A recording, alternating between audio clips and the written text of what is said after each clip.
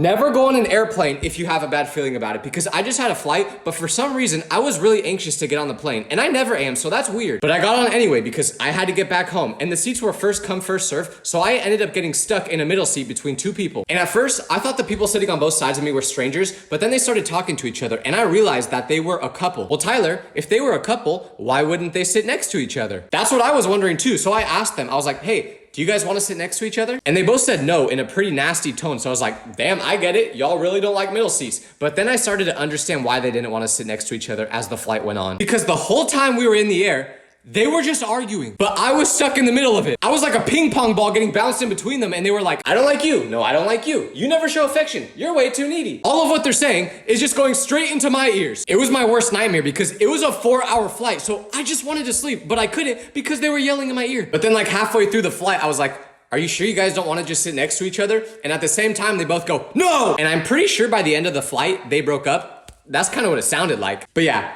don't do middle seats next to strangers. Have you ever met a friend group where they all secretly don't like each other? Because when I first started going to a new school, I didn't know anyone there, so I was trying to make friends. And there was one kid in my class who invited me to hang out with him and his friend group at lunch, so I did. And they all seemed like they really enjoyed being around each other until I was alone with one of them, whose name was Anthony, and he was like, dude, Ryland's so annoying, isn't he? And I was like, oh, I see what's going on here. This is a test to see if I'm worthy to be in the friend group. So I was like, no, Ryland's cool. But then he was like, no, he's not. None of us like Ryland. And I was like, damn, he's being serious. Poor Ryland. But then I had a class with one of the other people in the friend group whose name was Marcus. And he said, I saw you hanging out with Anthony. And I was like, yeah. And he said, I feel bad for you. So I said, why? And he said, because he's awful. Why do you say that? I asked. And he was like, he snitched on me for cheating on my girlfriend. So I was like, why are any of you guys friends? And he said Anthony's parents are rich and they have a really sick house. So they all secretly despised each other and none of them knew it. But the craziest part was that they were willing to tell strangers about it. That's how much they disliked each other, yet they would still hang out. You can't trust anyone.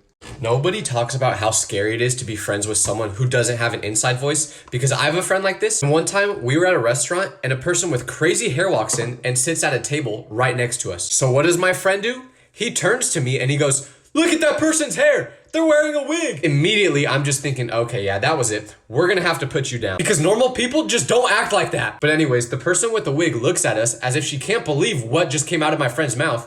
Understandably. But I just pretend that I have to go to the bathroom so I can get out of this awkward conversation. But then it gets even worse, because when I get back from the bathroom, I tell my friend that one of the toilets was clogged. And what does he say? He goes, you clogged the toilet? And a bunch of people just give our table a super weird look. So at this point, I'm like, why do you still have vocal cords? Like, I've heard people on roller coasters scream more quietly than you talk. But the key to being friends with these type of people is just don't take them in public. Let them scream at their house.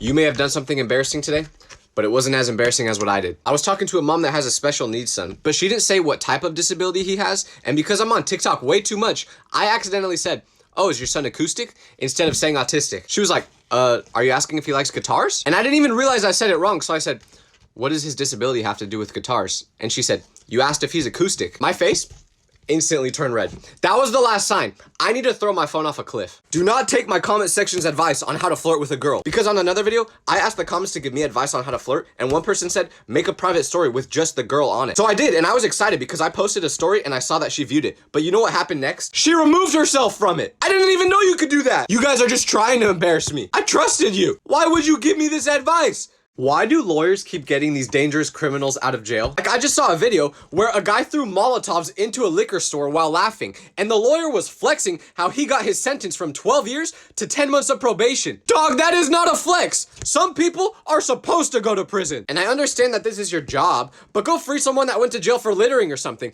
Not a real-life supervillain from a comic book. But the most insane part is that this lawyer has kids. How are you comfortable with this man being free in the same streets as your kids? And also, who are these judges giving these sentences? In what world does someone throwing a Molotov fastball deserve 10 months of probation? I'm pretty sure you can get that for jaywalking. That city's gonna turn into Gotham soon. I might never leave my house again.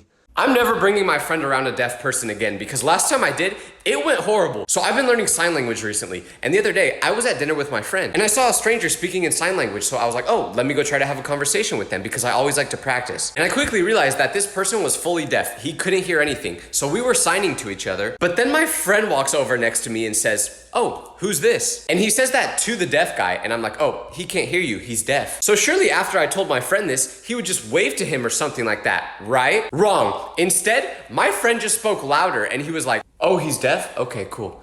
What's your name? And this guy may have been deaf, but he wasn't born yesterday, so he could see what my friend was doing, and he just gave him a really confused look back. So I just tried acting like I didn't even know who my friend was, and I was like,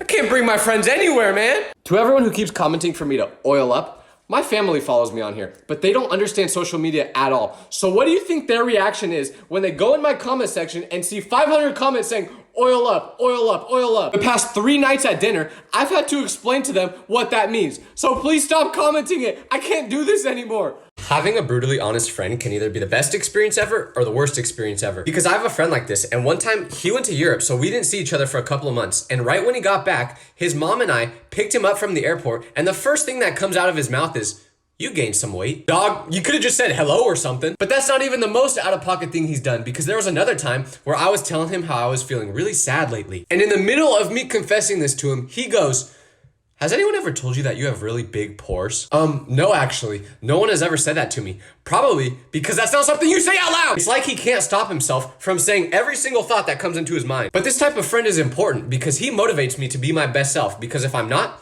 I'm terrified of what he'll say. Having a different taste in significant others than your friend is great, but also horrible at the same time. It's great because you never fight over the same person. Every girl that I've ever liked, I never had to worry about my friend swooping in and stealing her, and he could have because he actually talks to women. But anyways, the reason it's horrible is because whenever I would like a girl, I would tell my friend about it and I would be like, bro, I think this girl is my soulmate. She's the prettiest person I've ever seen. And then he would be like, what do you like so much about her? And I would just be like, well, I like her style, I like her personality, I like her smile. But then he would just say something so absurd back to me. He would be like, bro, the girl you like looks like a character from a movie that got bit by a zombie, but is trying to hide it from the rest of the group. Literally a crazy comment like that. And then now every time I'm around this girl, I'm questioning if she's gonna try to bite me and turn me into a zombie too. Like, you just ruined it, man. The people he likes look like their worst fear is vitamin D, but I don't say that to his face. I get it, everyone has their type, but I think we just gotta stop talking about relationships to each other. So if you have a different type than your friend, don't talk to each other about it. Have you ever heard of someone passing away in such a ridiculous way that you just couldn't take it seriously? Because I knew someone whose grandma was like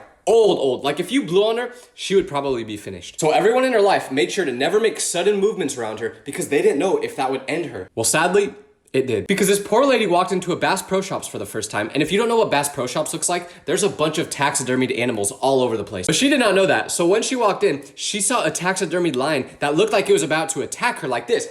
And this lion scared her so much that she had a heart attack on the spot and passed away. It's not funny. It's not funny. To anyone that's ever wondered why girls all go to the bathroom together, I think I figured it out. Because the other day, I was at a restaurant, but I had to go number 2 really bad. So I quickly ran into the bathroom and went into a stall, but when I was on the toilet, I heard a group of people walk in, and I didn't think anything of it at first until I heard them speak. Because they sounded a lot like girls, so I looked under the stall, and that's when I realized I ran into the women's restroom instead of the men's. So I just stayed as quiet as possible, hoping that no one would notice me. But while I was in there, I heard this sound go off like 100 times. And the flash was going off like every second in there. It felt like a club. So I realized this group of girls was having a full-on photo shoot in the bathroom. But the worst part was I was waiting till they left to get out of the stall because I didn't want them to see me in the women's restroom. But they stayed in there for so long taking pictures that I just had to sit in the stall for like an hour. Okay, it wasn't that long, but it felt like it. I'm not even joking, I almost fell in the toilet. I'm still sore from sitting on that thing so long. Never use flash when you're taking a picture, because one time I was on the bus and there was this guy that was trying to fit his whole fist in his mouth. Don't ask why, I don't know. But he was getting really close to actually fitting it, so I was like, this guy is crazy, I need to record this. But obviously I didn't want him to see me recording, so I got my phone out and I pretended to take a selfie so he wouldn't be suspicious. But what I didn't know is that my flash was on, so I press record and immediately the light just flashes in this guy's face. And this guy is naturally just kind of crazy looking, you know what I mean? So he quickly turns his head with his eyes wide open and he's like, twitching like this, and I'm thinking this guy's gonna bite me or something. So I panicked and I threw my phone across the bus, and now this is what my phone looks like. I can't even see the time anymore. So I guess that's what I deserve for recording a stranger in public. My bad, bro, but I'm never taking the bus again. Have you ever had someone literally steal your personality? Because my friend passed away a couple years ago when I was in school, and at his funeral, everyone got a bracelet to honor him. So I wore it every day, never took it off. But one day, I saw this guy that goes to my school, and he would always buy the same clothes as me, which is crazy because I do not have a good sense of fashion. And I always thought it was kind of weird, but I was like, whatever, it's probably just a coincidence. Until he shows up to school with the exact same bracelet we got at the funeral. And you may say, oh, well, did he know the friend that passed away?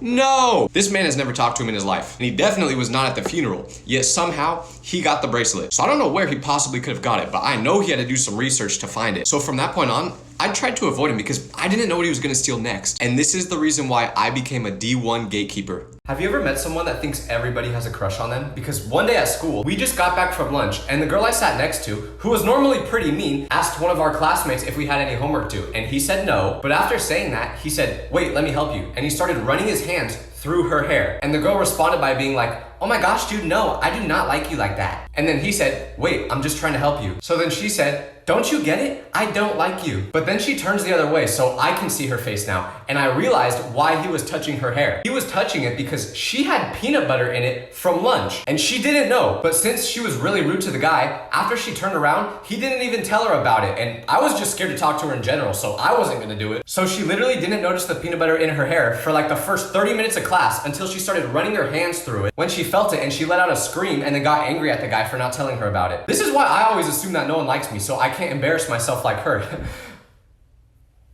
Nobody talks about how boys and girls cope with breakups very differently, because I knew this couple who broke up and they said it was mutual. So you wouldn't think either of them would be too sad, but literally the day after they broke up, I had classes with both of them. So I saw the guy at school and he cut all his hair off. So I asked him why he did that, and he said he had to because he was joining the military. So I was like, when did you make that decision? And he said, yesterday. Dog, at least give it a couple days. That's not a decision you should make so abruptly. But for the girl, she didn't show up to school for like a week straight after the breakup. But then this one day, I see a new girl in class and I'm thinking, that's weird. I've never seen her before. But then I look at her a little closer and I realize it was the girl from the relationship. I just didn't recognize her because she changed her hair from brown to blonde and she completely changed the way she dressed. This is terrifying because how am I gonna react if I ever get broken up with? Let's be real though, that's never gonna happen because I can't even get in a relationship.